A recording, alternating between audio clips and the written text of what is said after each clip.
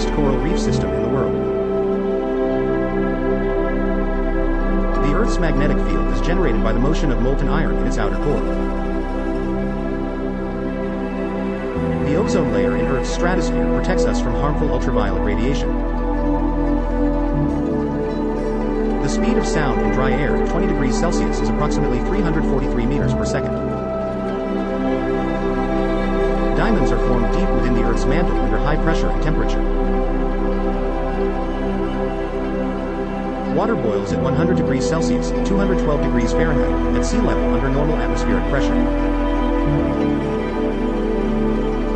The Hubble Space Telescope has provided valuable insights into the universe since its launch in 1990. The concept of black holes,